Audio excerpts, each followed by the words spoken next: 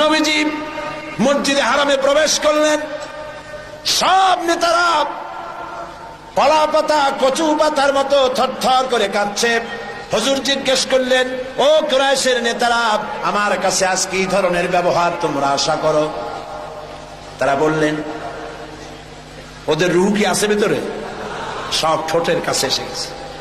বলছে মুহাম্মদ সাল্লাল্লাহু আলাইহি ওয়াসাল্লাম, একজন উত্তম ভ্রাতা, একজন উত্তম ভ্রাতুষ্পুত্রের কাছ থেকে যে ধরনের ব্যবহার আশা করা যায়, আমরা সেই ধরনের ব্যবহার আপনার কাছে আশা করি। নবীজি বললেন, কুরাইশের নেতারা শোনো, তোমাদের ব্যাপারে আমি আজ সেই কথাই বলবো যেই কথা বলেছিলেন আমার ভাই ইউসুফ আলাইহিস সালাম মিশরের প্রেসিডেন্ট হিসেবে। তিনি সিংহাসনে বসা, তার সামনে তার ভাইরা যখন তাকে না চিনে, তার কাছে যখন এসেছে খাদ্য খাবার নেওয়ার জন্যে, উনি তো ভাইগুলোকে চিনে ফেলেছিলেন।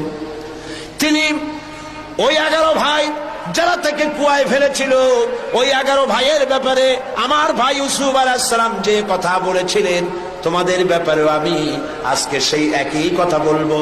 লা তাসরিবা আলাইকুমুল ইয়াউম, আজ তোমাদের বিরুদ্ধে আমার কোনো অভিযোগ নাই, তোমাদের বিরুদ্ধে আমার কোনো বিদ্বেষ নাই, তোমাদের বিরুদ্ধে আমার কোনো প্রতিহিংসা নাই।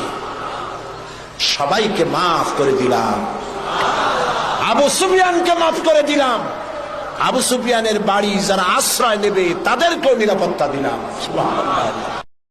রাহমাতুল লিল আলামিন কাকে বলে?